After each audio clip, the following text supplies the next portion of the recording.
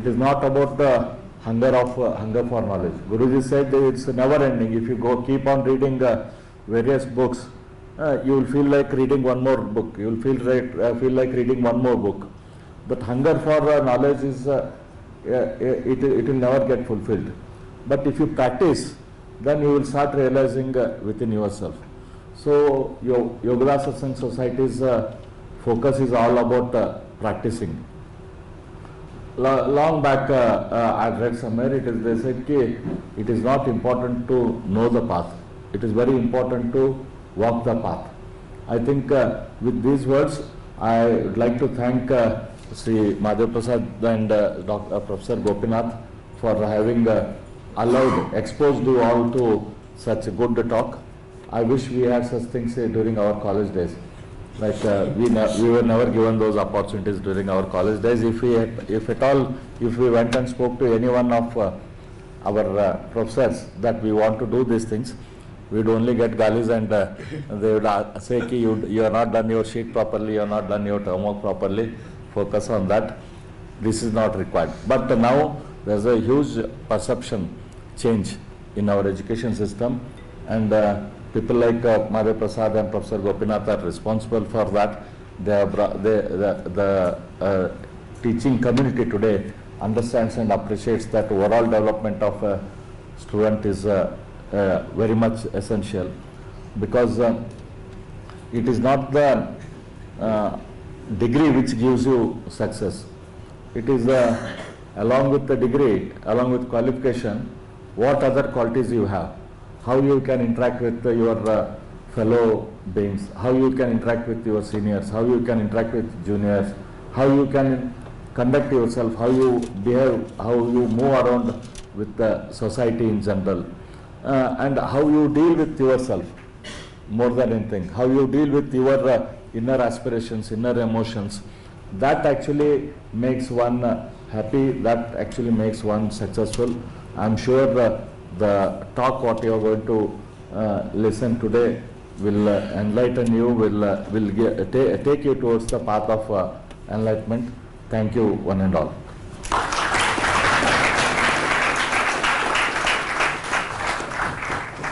Thank you, sir. Next, we have the privilege of listening to the words of Swami Suddhananda ji himself.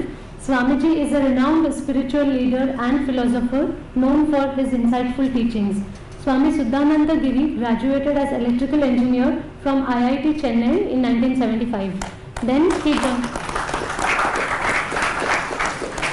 Then he joined Baba Atomic Research Center in Mumbai. After serving there for 5 years as a part of team conducting research on plasma physics, he felt the calling to dedicate his life wholly to spiritual path. He joined Yoga Satsang Society of India as a monastic disciple of Sri Paramahamsa Yogananda. Since 1980, Swami Suddhananda ji has been living in YSS ashrams at Ranchi, Dakshineshwar and Noida. Swamiji is also a member of YSS Board of Directors and serves as the treasurer of YSS. Swamiji has travelled all over India and abroad in order to disseminate the how to live and Kriya Yoga teachings of Paramahamsa Yogananda. Today, Swamiji will give a specific talk on engineering with integrity, integrating human values into your professional journey. Please join me in welcoming Swamiji with a round of applause.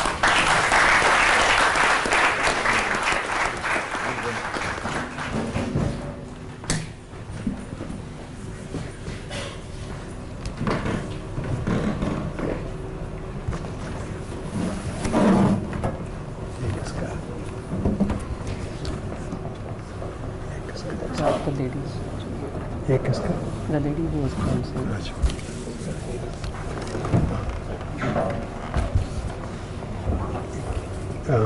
Can you go into slide mode, slideshow mode? Yeah, it's already possible. Already slideshow. You can, okay. You can just press this. This one, no? Yeah, that's all. This? Yeah, this and this. Next and fine.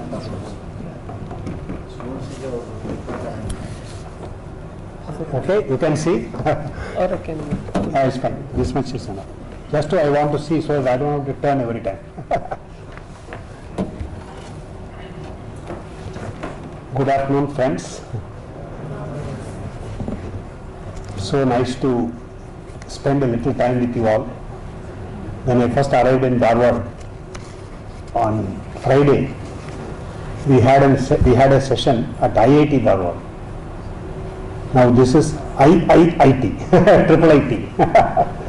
So last day, today, this is the last day for me in Dharwad. So today I am able to interact with you all. So it's very happy to interact with you. Especially being an ex-electrical engineer, engaged in doing research. It was said plasma physics. To be more specific, it was on magnetohydrodynamics. That is, using plasma, how we can enhance the efficiency of a thermal power plant. That was our research. So I was doing that for about 5 years, and we had a collaboration with USSR. We had been to Moscow also to do the test because they were more advanced at that time. Then somebody asked me, why did you change your career? And many students in IIT also had the same question. They were curious. After you have done IIT and then doing the research in BRC, why did you change your career? One journalist in Guwahati, he also asked me the same question. Why did you shift? I told him, I was not firing from all cylinders. That means I was not concentrating on all the dimensions of a human being. I was mainly focused only on power generation, electrical power generation. Then I thought, for me, the path laid out for me, as per the divine plan, is different. I felt an inner call. I felt that I should now go into more of spiritual power generation rather than just electrical power generation. That is how I shifted my career. But then my search for truth resulted in getting Autobiography a Yogi, which I found only in IIT Madras. And I am very happy to know that our director, he also did his PhD from IIT Madras. I did BTech, he did his PhD from there. In IIT library, that's where I found the book. You know why I got interested in the book? That may be interesting for you to know. One of my classmates in final year of electrical, he was a drug addict, confirmed drug addict. He could not even talk. He was so bad, you know, like a gone case. But then he suddenly changed. He became good. He became better.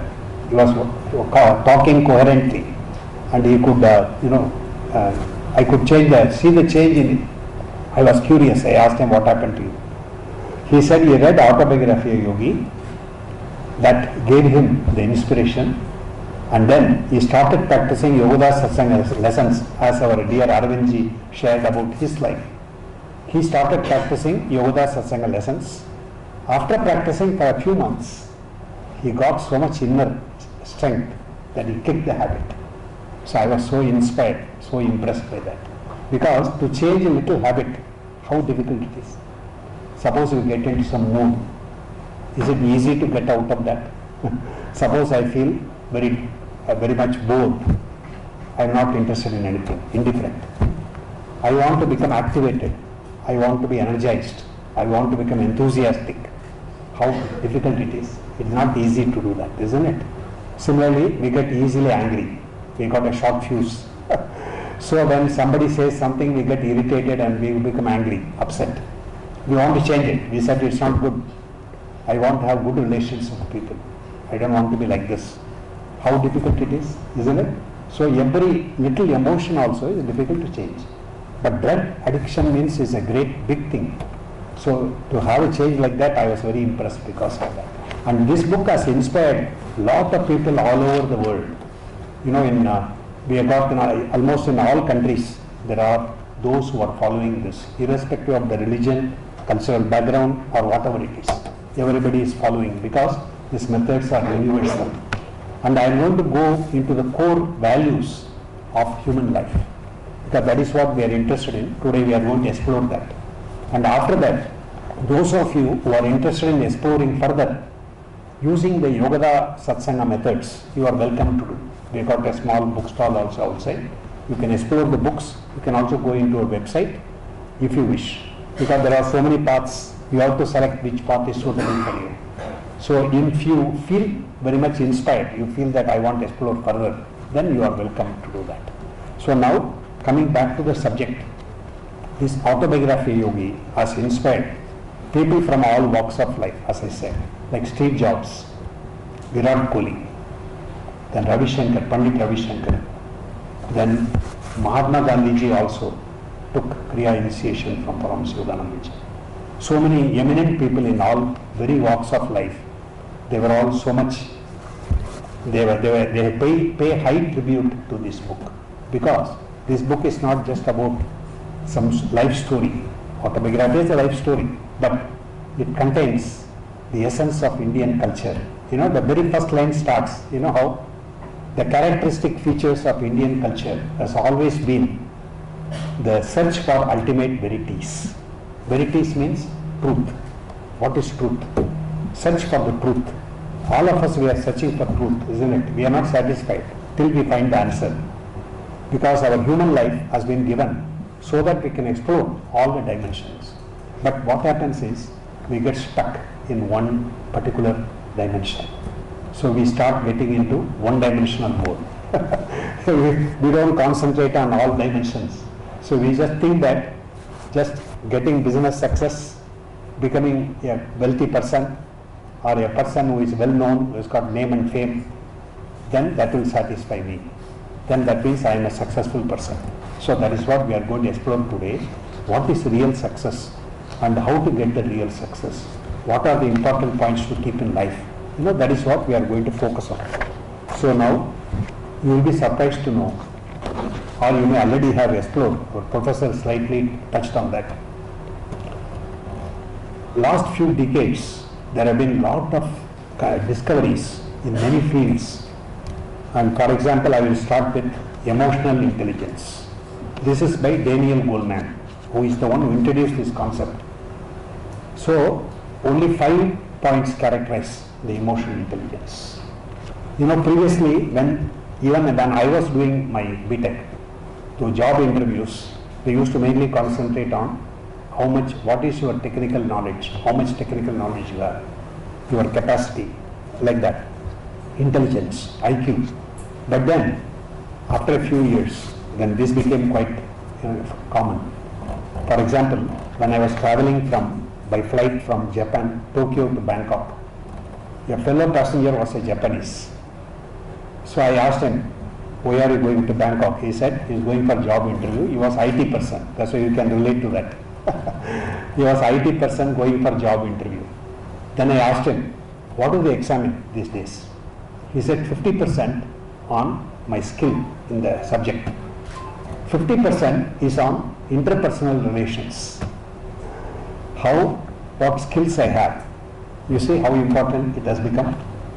Because emotional intelligence in that book, Daniel Goleman gives an example. There was this person, this student in a MIT or big, well-reputed institute. He was gold medalist. He was the topper in the class, genius. So many companies were vying to recruit him. One company recruited him. They hired him. After a few months, they fired him. They hired him, and after a few months, they fired him. You know why?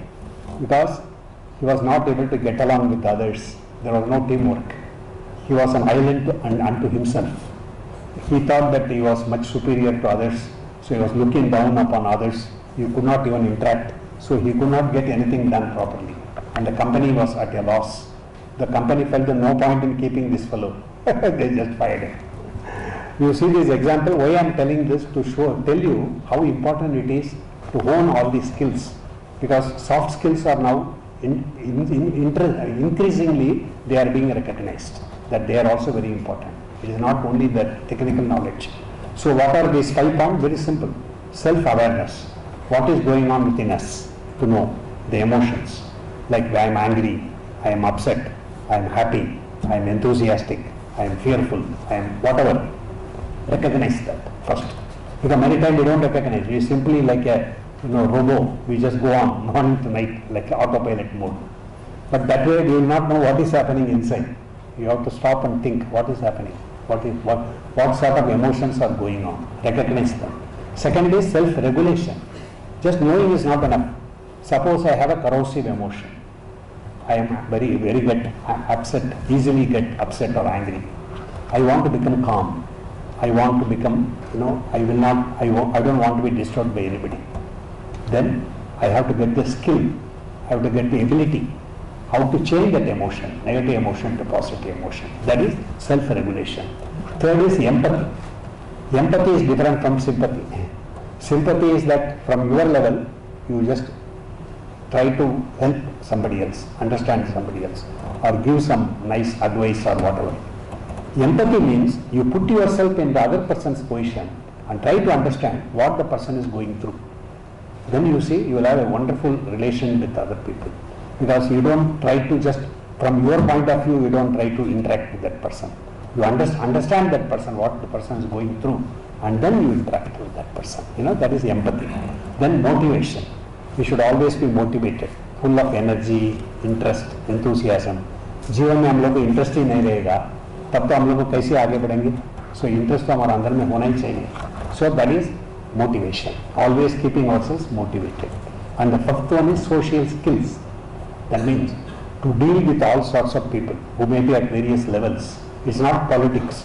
It means that those who are at a particular rate of vibration, right now, their consciousness is vibrating.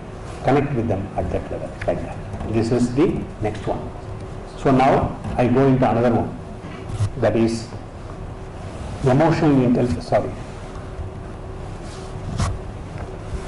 Now I am going to give a warning. Don't jump from your seat, because what you are going to listen, you will not believe. Why? These leadership training people now, what they are talking about, it will appear as if some old, our spiritual guru is talking. That is why I want to bring this. The leadership trainers, they got this, the corporate mystic, that is the name of the book. In that they have listed few qualities, which the companies are looking for in 21st century leader. What are those qualities? Just see what are the qualities. First one, absolute honesty. Second, fairness. Third, self-knowledge. Fourth, a focus on contribution. Fifth, non-dogmatic spirituality. Next, they get more done by doing less. In this book, they give an example. This person who wrote the book, he spent some time with a very successful CEO of a company. He spent half a day with him. Then he was sweating after the half a day. Why? What he would do in 1 week, this fellow did in half a day and appeared as if he was not doing anything at all. He was so relaxed and just doing things casually like that. But he achieved in half a day what he would do in 1 week. So that was really, big eye-opener for him. So he shares that experience in this book. That is, they get more things done by doing less. That means minimum energy you spend and get the maximum results. They call forth the best in themselves and others. That I also bring out the best and help others also to bring out the best. Then openness to change. This is also very important.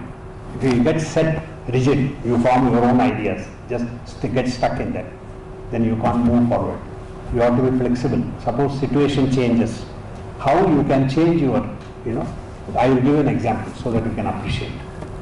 Intel, you know about Intel, the big company. Previously they were into semiconductor memory. That was their main specialty. But later on, Japanese came into competition and they could not sustain their market. They could not continue the way they were doing. Then they were all thinking what to do. So one or two managers who just thought deeply, he said we have to change our product, change our line.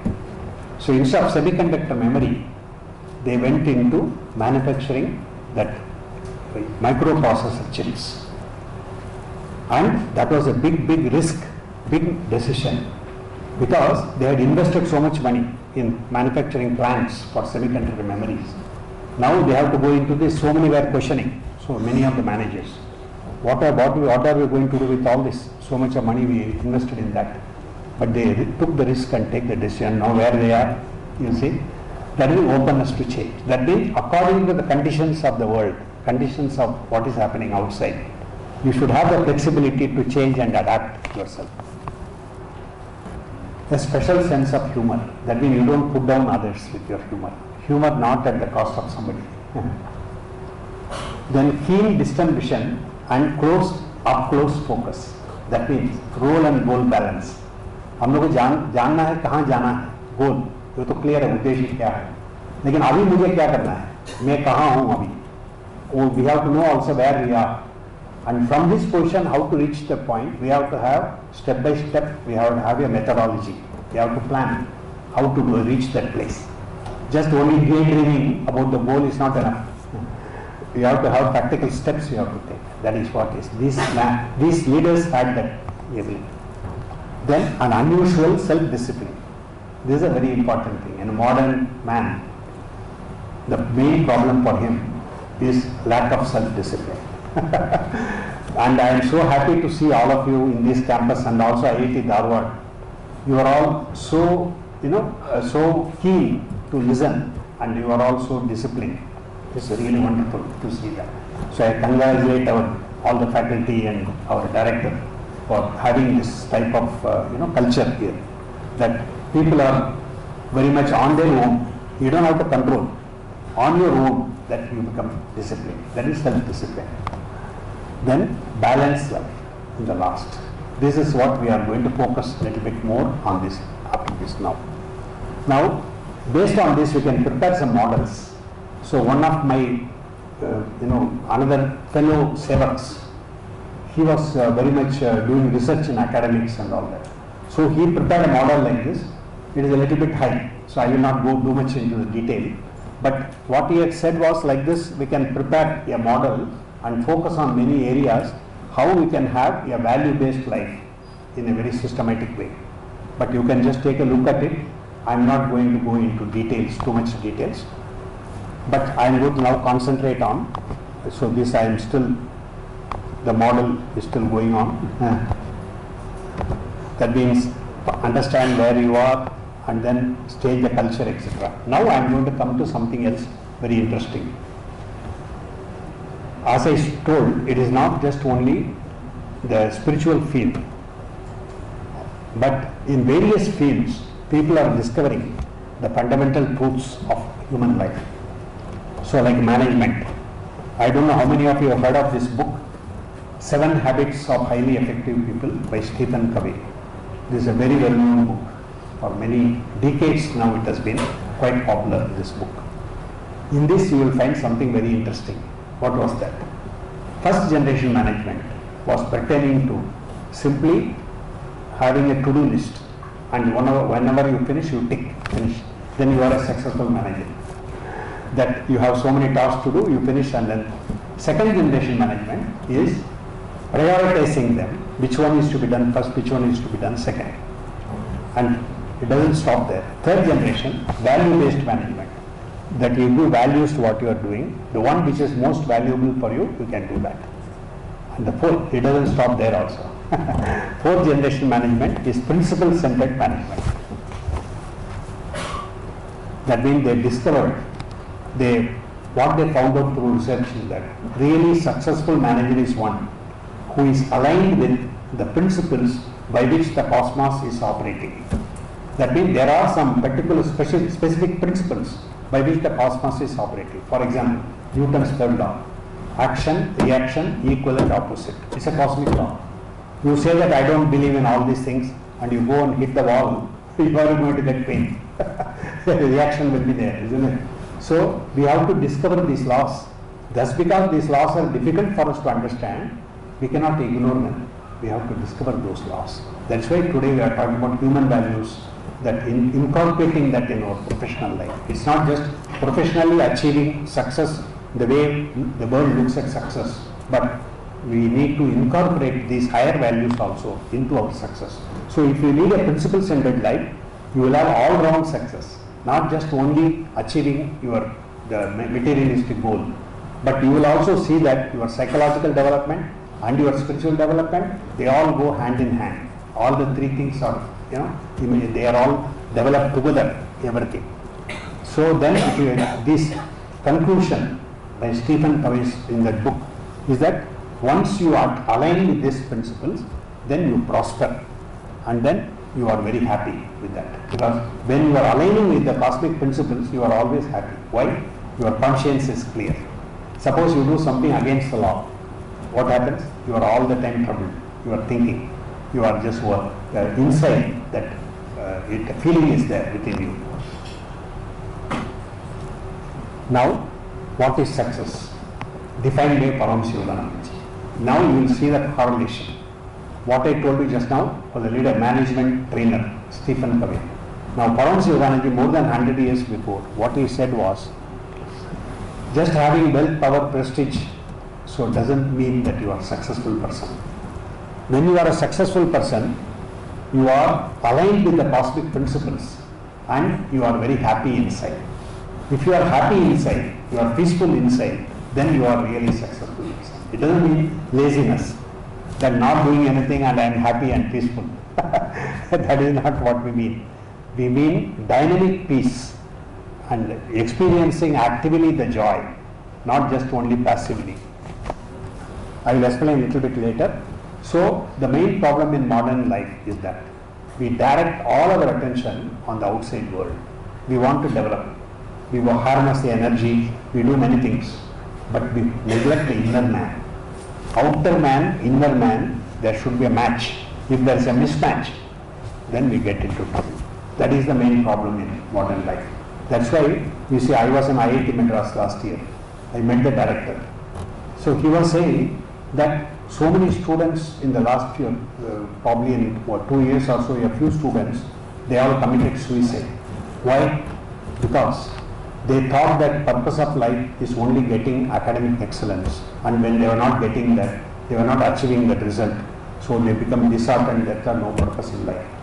So you see how sad it is, but one need not be like that, because Swami Suddhananda tells us in the autobiography, last chapter, each one of us has got some uniqueness, speciality. We have to bring it out. So if we are able to bring it out, then we become a successful person.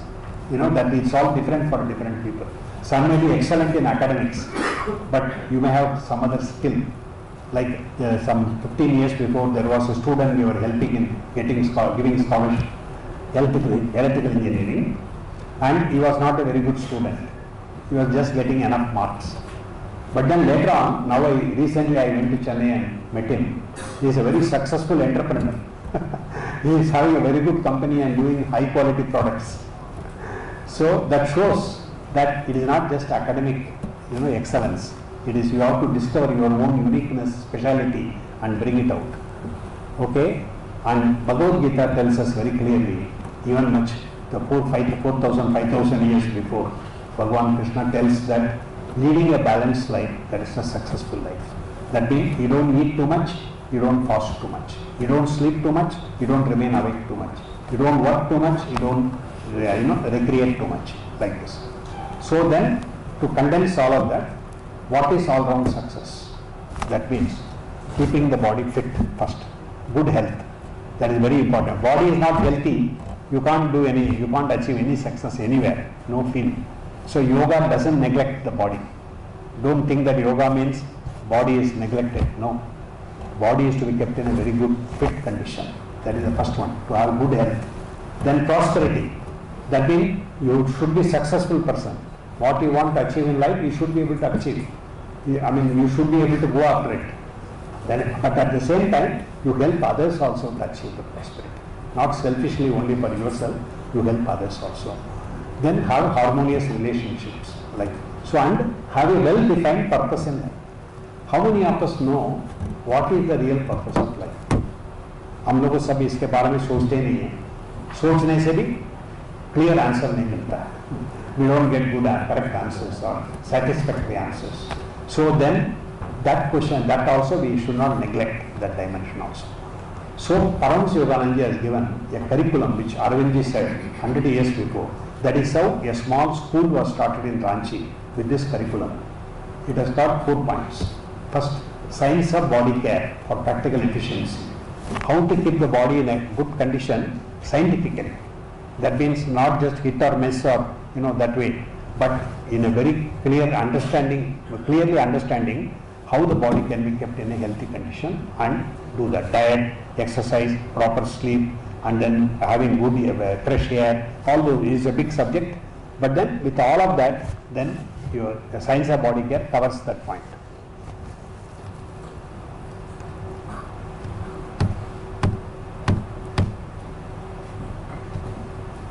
That was the first point. Second point is mental engineering. You may find in YouTube a talk I had given in IIT Madras on this subject, mental engineering, because it is very much engineers can relate to that. What is mental engineering? Using our thoughts to go from failure to success. Surely we all want that. Nobody wants to be a failure, isn't it? So when we don't achieve something, we should check why we could not achieve. Use the resources God has given us. Each one of us have been given a lot of resources. We don't know how to tap. That is why, great scientists are discovering in the brain, we use only a fraction of the brain capacity. Most of the people use only a fraction. That means the enormous potential is within us. We need to understand how to tap. If we do that, then that is the mental engineering. It's a big subject. But then meditation is the most important to hone that skill. Third one is social arts. That is heart, is from the heart. It is not a science, it is art. Both are necessary. That is left brain, right brain, both have to be developed in the uniform way. So from the heart, the feeling which comes, emotions, how to control our emotions, how to deal with others' emotions. All this is a big subject again, but this will help us to have good relations with others. Then the last one, applied spiritual science. This is the speciality of Yogadhar Satsanga Society. Why? Because we don't just talk about spirituality. We don't just talk about God or Paramatma or Paramatman or whatever terminology we can use.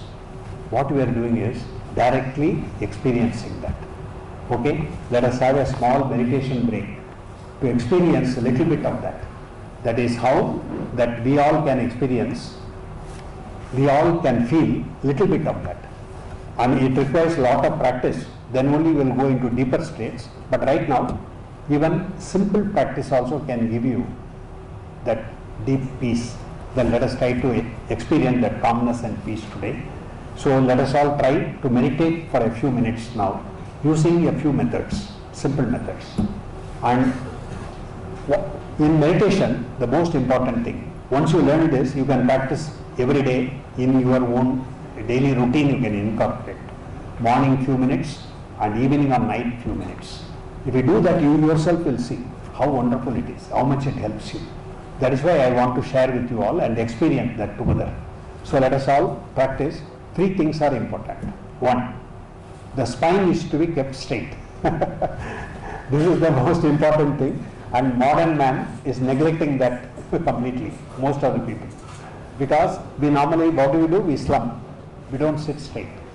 And you see, many doctors will tell you the lower back problems which are coming nowadays everywhere. The main cause is we don't sit straight, we don't walk straight, we don't sleep straight. That is the main reason. Because when you slump, what happens? The organs are getting squeezed. The impure blood is not getting properly purified. Then you feel lack of energy. Then you don't function properly. So physically, keeping the spine straight is very important. But for meditation, it is really important to keep the spine straight. How do we do that? We bring the shoulder blades together, bring them back. Then you see your spine becomes straight.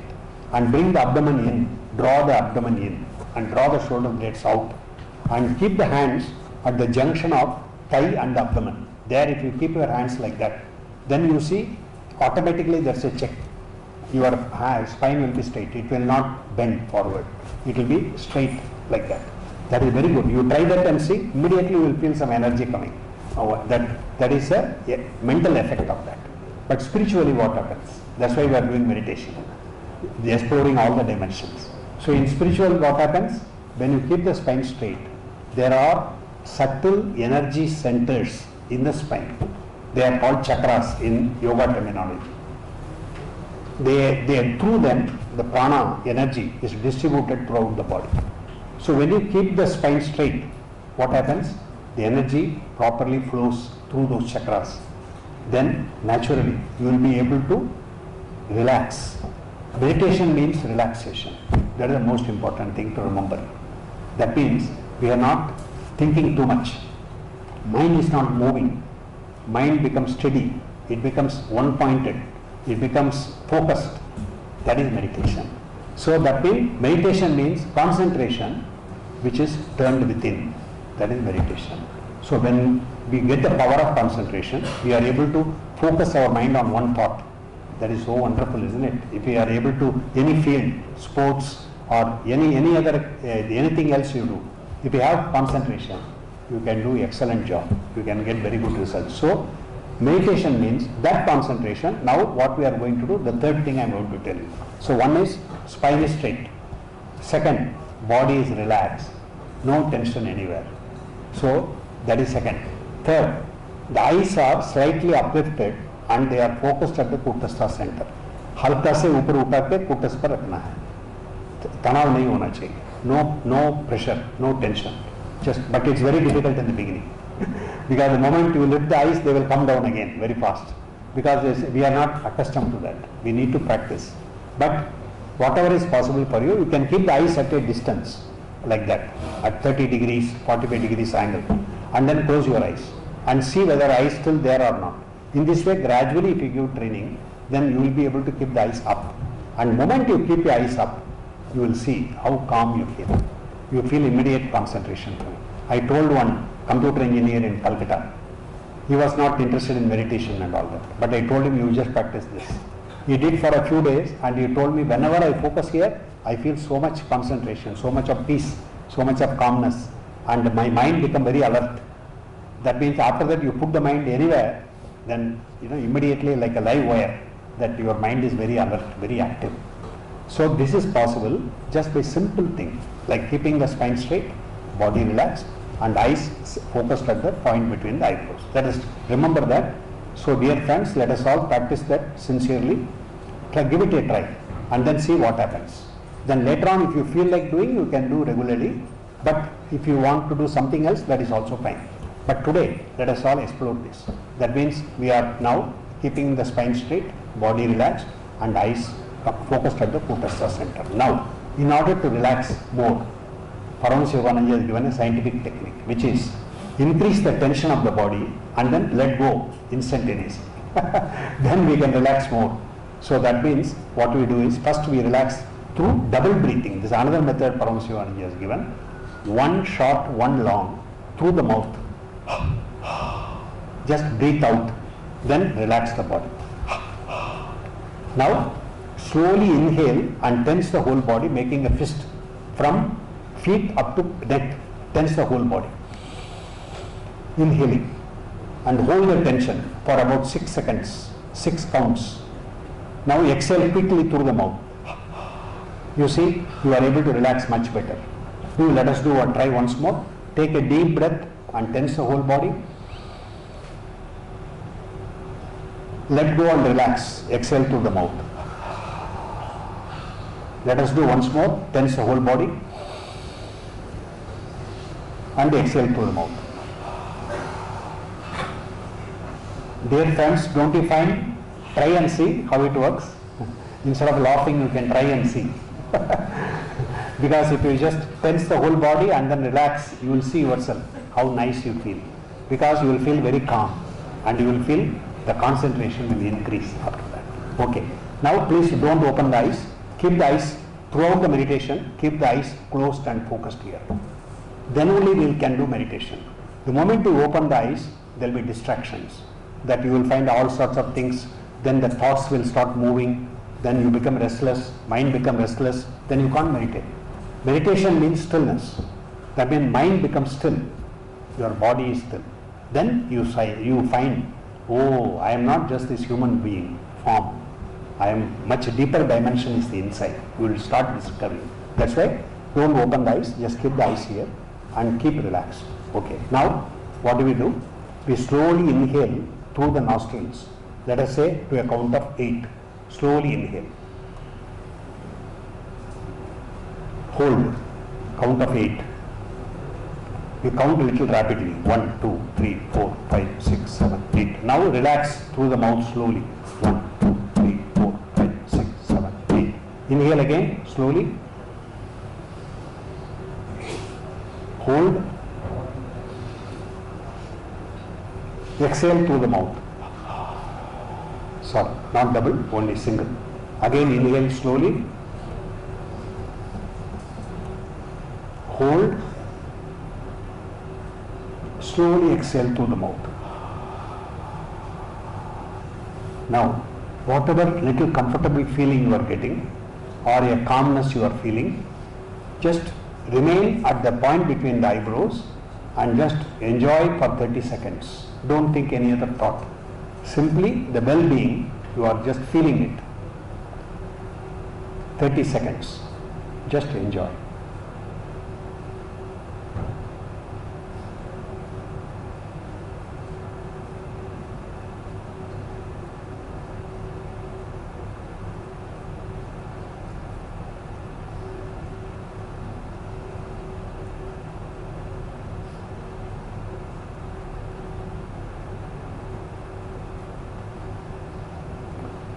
So forgetting the breath, we are just enjoying the peace. Another 15 seconds.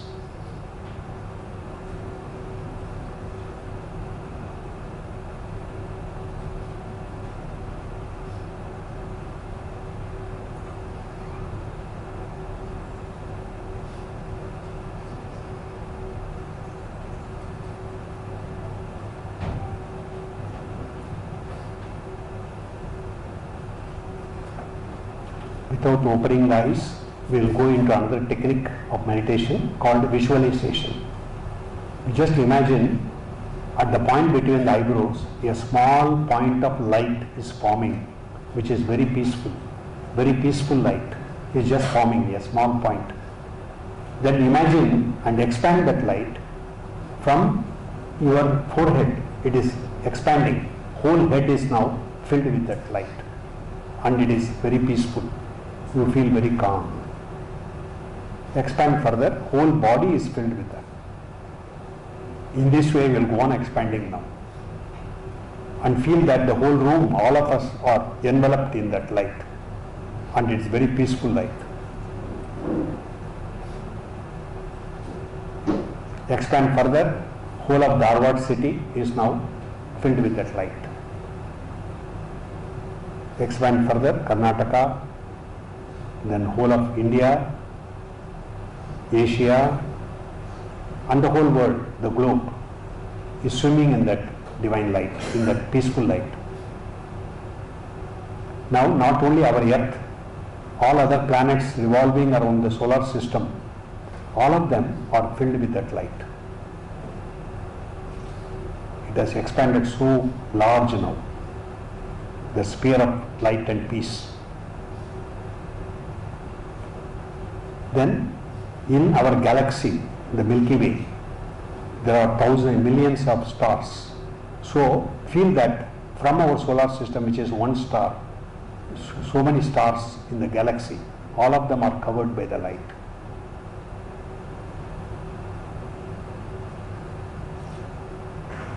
Further expand, not only our galaxy, there are so many galaxies in the cosmos. Infinite directions, our light is expanding in all directions, to the left, to the right, front, behind, mentally wherever we travel, there is only light and light, and it is very peaceful and calm. Now open your eyes, look at the body just for a few seconds, close your eyes again.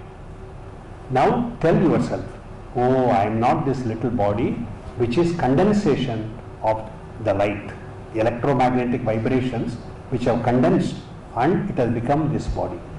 In reality, I am actually pure energy, I am pure consciousness, I am pure vibration. That is what condensed has become this. And then I am one with the infinite. So now we'll use affirmation to sustain for a few more seconds. Affirmation means we repeat a thought again and again till it goes very deep into our consciousness into subconscious and also superconscious state. So first we will say a little loudly, then softly, then more softly, and then whisper, and then mentally we will say. So you please repeat after me, first loudly, without opening your eyes, focusing on the thought, the meaning of the thought. That is, I am one with the infinite. Please repeat. I am one with the infinite. I am one with the infinite. I am one with the infinite. Now softer. I am one with the infinite. I am one with the infinite. I am one with the infinite. I am one with the infinite. I am one with the infinite. I am one with the infinite. Now we will repeat the same thought using our Upanishadic terminology. We will repeat same meaning only. Aham Brahmasmi. Aham Brahmasmi. Aham Brahmasmi. Aham Brahmasmi. Aham Brahmasmi. Aham Brahmasmi. Aham Brahmasmi. Aham Brahmasmi.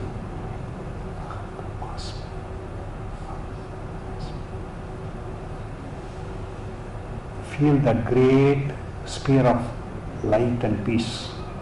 We are one with that. We are a little drop of that. Once we expand our consciousness, then we feel that great infinite spirit behind us. Then we know how to tap that infinite power in whatever we do.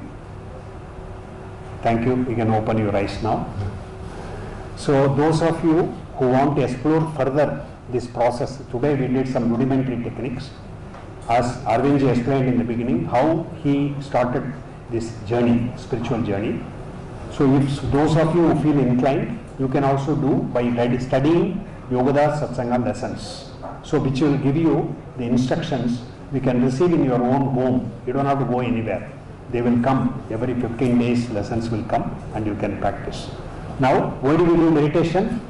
Because it takes us to higher dimension. Like we all felt now, how we felt calm and peaceful. That means we discover that innate divinity within us. हमारा अंदर में divinity है, लेकिन हम लोगों उसको explore नहीं करते हैं, वही प्रॉब्लम है. सो इसको एक्सप्लोर करने के लिए मेडिटेशन जरूरत है. When we do meditation, we become still, calm. Then we discover, oh, I am functioning in this way using the instruments. Body is an instrument, mind is an instrument, but I am not that.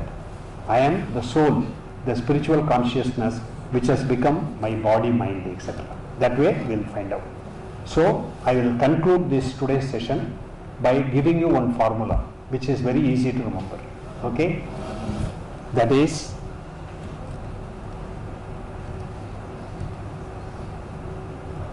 to be calmly active first. Calmly active means what? With calmness we do all our duties without losing our poise.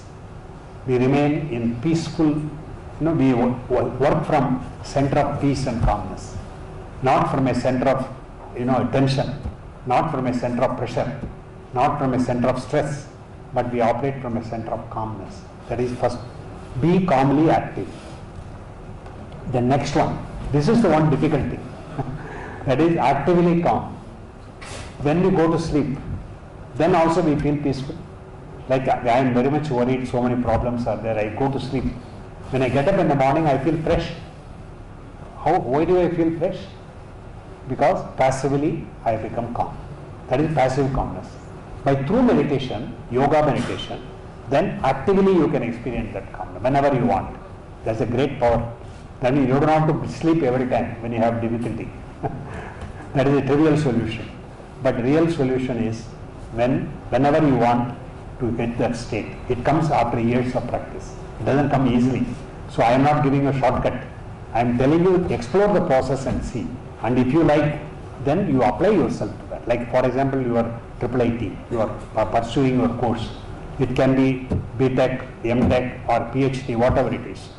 So you have your curriculum and you find that right when you are beginning, you are not able to understand all of that. There is so difficult, they may be beyond your capacity. But as you keep on doing, you find it's easier and easier and you are able to achieve the goal finally. Similarly, spiritual field also, meditation, in the beginning it may be very tough. We start meditation, mind starts wandering everywhere. It doesn't come under control at all. Body also wants to move here and there. It doesn't want to stay still. We have to fight against that. We have to overcome all these obstacles. That's why it's tough. But you see the result. When you do that, what you get? You become a different type of human being. That when a human being who is operating from a higher level of consciousness, who is always full of joy, he is always purpose oriented. That's why another formula I used in IIT Dharwad also, that is inner and outer, how to connect both. That is dynamic or in a meaningful outer life and vibrant inner life. Vibrant inner life and meaningful outer life. That in inner life you are feeling the peace, calmness and everything by going still. Outer life, you are very meaningful life. That means the purpose for which you have been created, that uniqueness, we want to bring it out. We want to be successful in our field. We want to be excellent in our field. All of that is a meaningful outer life. So yoga doesn't neglect any dimension. You see, you have seen so far physical dimension, intellectual dimension, emotional dimension and spiritual dimension. All the four dimensions to be developed in a uniform way. That is what is yoga. So there is nothing mysterious in this. It is all very clear-cut, logical, straightforward. But it is tough. That's why I don't want to tell you that it's a very easy path. It is not easy at all. But it is worthwhile trying, exploring. And if you neglect, then you will suffer, and then through suffering you will learn. Because if you break the cosmic laws of God, ethical codes, then you are going to suffer. As I said, Newton's third law, action, reaction, equal and opposite. If you have a good thought, you are going to get result accordingly. You have a bad thought, you have jealousy, you have fear, you have anger against somebody, then the result is going to come on you. I met one person in Calcutta who had cancer. So I asked him, he tested everything, he found that there was no reason why he should get. Then I asked him another question. Do you have any problem with anybody? Then he said, his brother, he doesn't even speak to his brother. I don't want to see his face. He was so much upset with him, very angry with him. I said, that is the reason why cancer is coming to you. So you should learn how to get along with your brother. So that means that any bad emotion is going to react on the body also. Body and mind, they are very closely related. If you have a very clear-cut thinking, your body also behave correctly. Similarly, body has some problem, it will affect the mind also. So in yoga, we don't neglect any dimension. All the dimensions are properly explored. That means we don't neglect body, we don't neglect mind, we don't neglect the emotions, and we don't neglect the meditation, most important. Because many of you may not be doing meditation regularly. I urge you, try to meditate in your own way. I have told you one method today. You find your own method, whatever is suitable for you. But give time, 2 times daily, when you can relax. As I told in the beginning, what is meditation? Relaxation. The body is relaxed, mind is relaxed, then you explore what you are really. Otherwise you will not know. You will always be completely busy, completely occupied with external things. So all the time when you are occupied with external things, you can never know the inner dimension. Okay? So with that, I had 10 tips also to give you, but now the time is already over. So I will try to close here. And then maybe probably those of you who are interested can ask some questions, then we'll be happy to answer you.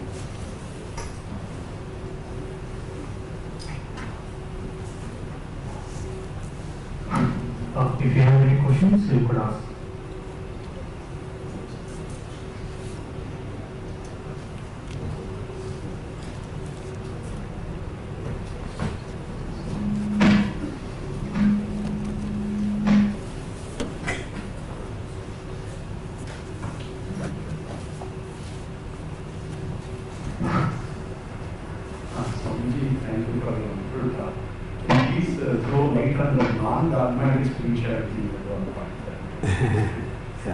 Good question, because I mentioned that means there is no blind belief.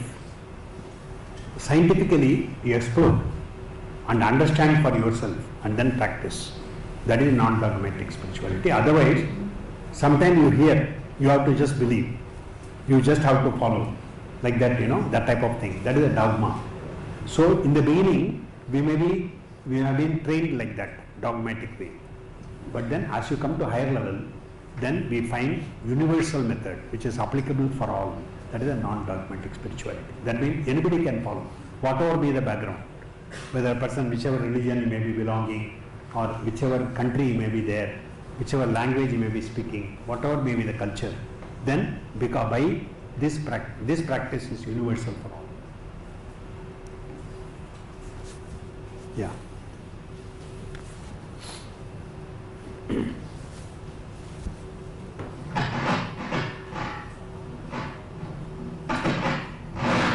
Namaste Swamiji, I'm Karthik Jagta.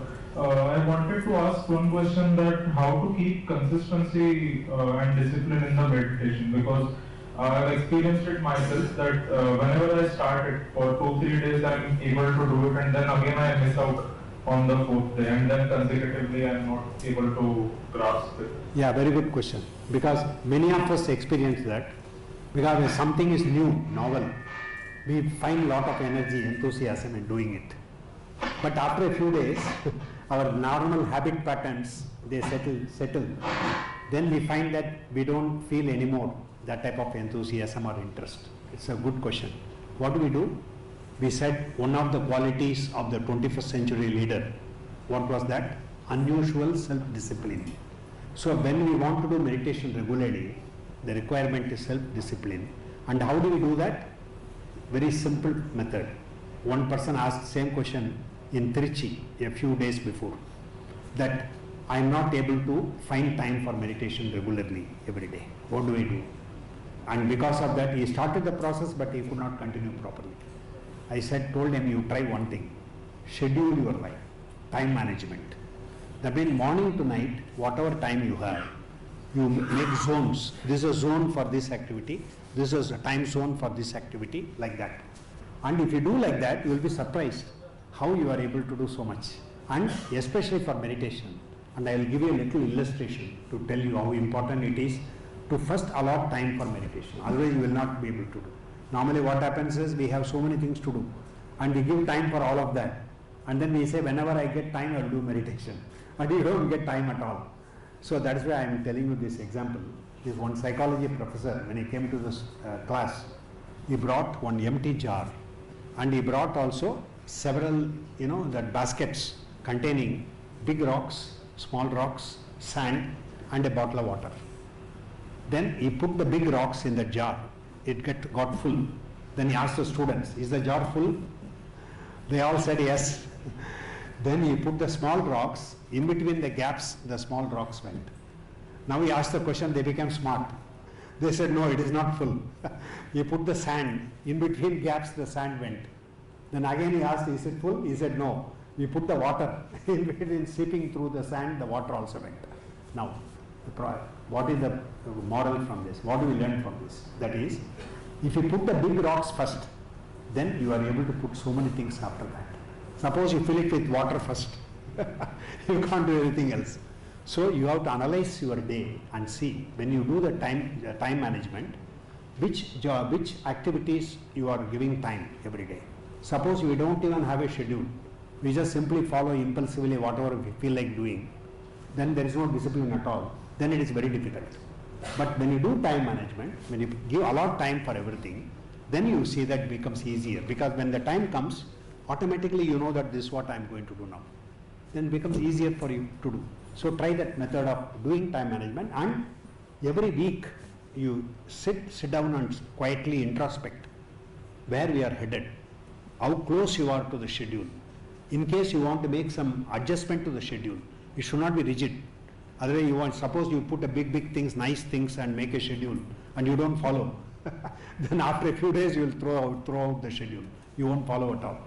So you make the schedule practical also. That means where you are now, according to that, what you can do. Extend yourself a little bit more. Incremental improvement. Then change the schedule a little bit more. Increase your yardstick. that you want to achieve a little higher level, whatever. In that way, if you do, like you start with only 15 minutes of meditation morning, 15 minutes of, even 5 minutes of meditation. Then gradually, as you find the effect of meditation, you will increase automatically on your own. Our vice president of our society, Swami Suddhananda, he is a alumnus of IIT Kharagpur. He is our vice president, previously was general secretary, and IIT Kharagpur has honored him and gave him as one of the distinguished alumnus of this IIT. First time a spiritual person was honored like that. So we are all very happy, to see that is being recognized now more and more. Because spirituality is not pertaining to sadhus and just to those who are inclined to do that. It is meant for everybody, all humanity, because this is an important dimension for every one of us. So then what he said was, in the beginning, when he started in IIT Kharagpur, he read the autobiography and he wanted to start. He asked somebody, how much time I have to give? Because he was very completely focused on his study at that time, academics. So he didn't want to take out time for this purpose. I mean, he cannot spare much time. Then somebody told him, another senior person, you give 15-20 minutes in the morning, 15-20 minutes in the evening. He said, that much I can give. Then he started like that. So now you see where he has come. He has become the vice president of our organization also. And why I am giving this example, where you are now, start there. Like Lao Tzu said, a journey of 1,000 miles starts with one step. So if you think about, I have to go 1,000 miles, you will never start. So where you are now, make the one step, then take another step. Like that, in that way you can. So main two essential principles: time management and allot time for important activities, prioritize which one to be given importance, and second is incremental improvement. Just here. Thank you. Good question.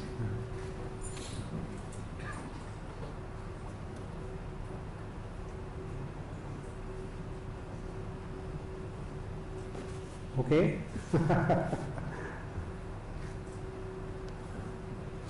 I think that's it now. So thank you all for.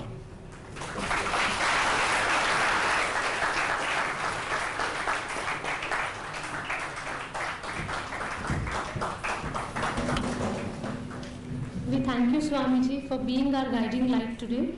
Your words have touched our hearts. We are grateful for the time you have taken to share your wisdom with us. May your blessings be with us always. I now call upon Professor K. Gopinath, Professor in charge of Students' Welfare and Administration, to present the vote of thanks.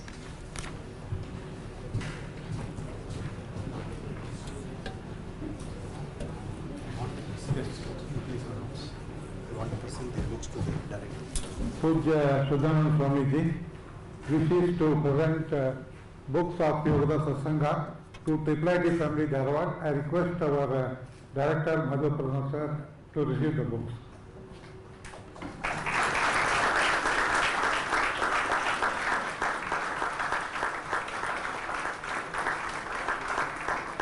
And I thank Swamiji for this wonderful lesson. Well, good evening to one and all. I am very happy to be here to propose vote of thanks.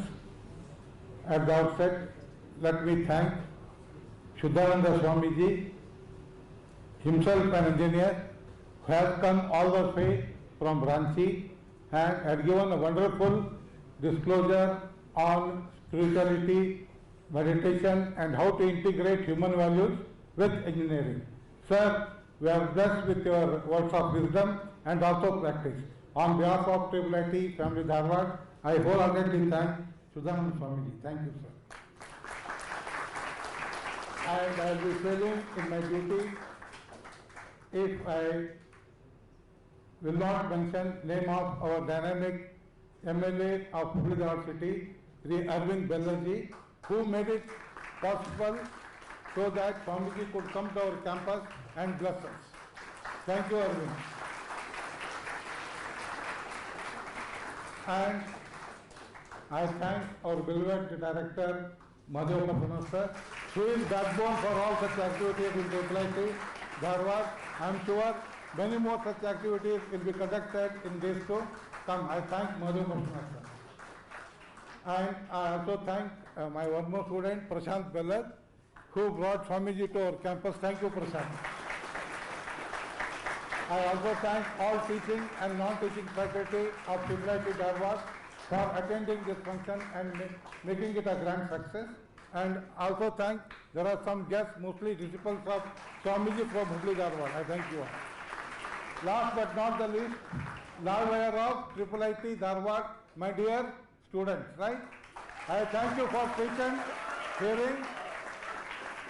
I am sure in coming days, this hall will be full with your presence. I thank one and all. Thank you.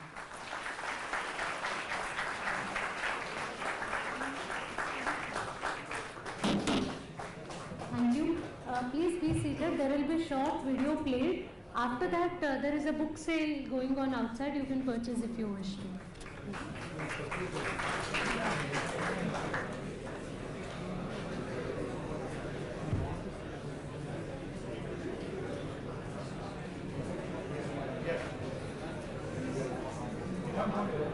Welcome to this brief introduction of Yoga Suddhananda Society and its founder, Paramahansa Yogananda.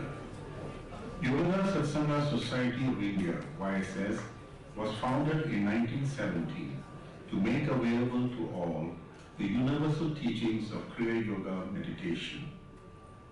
It is Mahavatar Babaji, the deathless avatar, who revived in this age the lost scientific meditation technique of Kriya Yoga. In bestowing Kriya Yoga initiation on his disciple Lahiri Mahashaya, Babaji said, "The Kriya Yoga that I am giving to the world through you in this 19th century is a revival of the same science that Krishna gave millenniums ago to Arjuna, and that was later known to Patanjali and Christ." Swami Sri Yukteswar Ji was a disciple of Lahiri Mahashaya and Guru of Paramahansa Yogananda.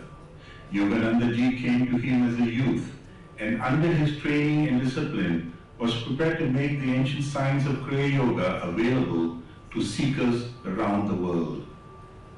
Yogananda Ji began his work with the founding of a How to Live school for boys, an ashram in Ranchi, where modern education methods were combined with yoga meditation.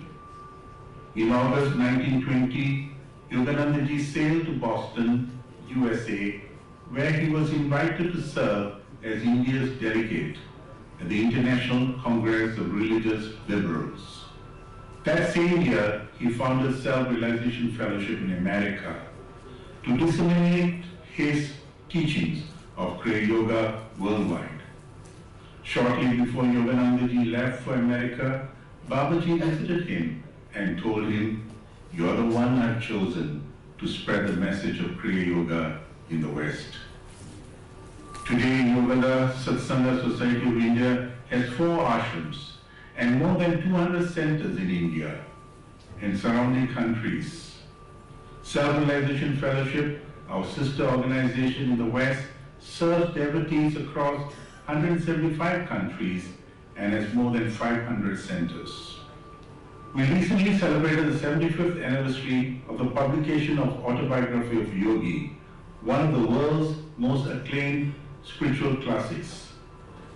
As a life story of Paramahansa Yogananda, this book touched the hearts and minds of millions around the globe.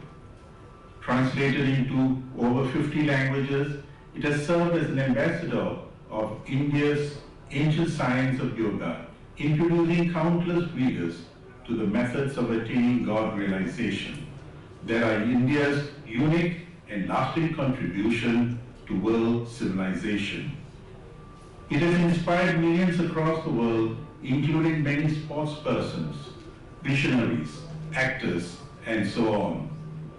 Virat Kohli said, "I love this book, a must-read for all those who are brave enough to let their thoughts and ideologies be challenged." Alive with love, warmth, joy, and wisdom, this masterpiece includes chapters about the science of Kriya Yoga, the law of miracles, Yogananda Ji's meetings with Mahatma Gandhi, Rabindranath Tagore, Ramana Maharishi, India's great scientist J.C. Bose, and many other luminaries of the East and West. Government of India has paid tribute to Yogananda ji and his work on various occasions. In 1977, a stamp was released on the 25th anniversary of his Mahasamadhi. In 2017, the Prime Minister of India released a postage stamp commemorating the 100th anniversary of Yogada Satsanga Society of India. In 2019, a special rupees 125 commemorative coin was released to mark the 125th birth anniversary of Yogananda ji. The YSS online bookstore offers writings and recordings from the wisdom legacy of Paramahamsa Yogananda in different formats. His audio talks are available as digital downloads. The YSS online Dhyan Kendra allows devotees and friends from India and around the world the opportunity to participate from the comfort of their homes in group meditations and listen to the inspirational talks by YSS sannyasis. Our online events are conducted in English, Hindi, and other Indian languages. Paramahamsa Yogananda taught a system of meditation techniques as part of the science of Kriya Yoga. These techniques are available through the YSS Lessons, a home study program. The lessons also offer a wealth of practical guidance for spiritual living, for all-round well-being and success, and how to live joyfully amidst the unceasing challenges of modern-day living. These lessons can be read in printed form and can also be accessed through a digital app. You can subscribe for these lessons online through yssofindia.org/lessons. To request application by post, call or email our help desk. Information about YSS and the YSS lessons is available on our website. Thank you.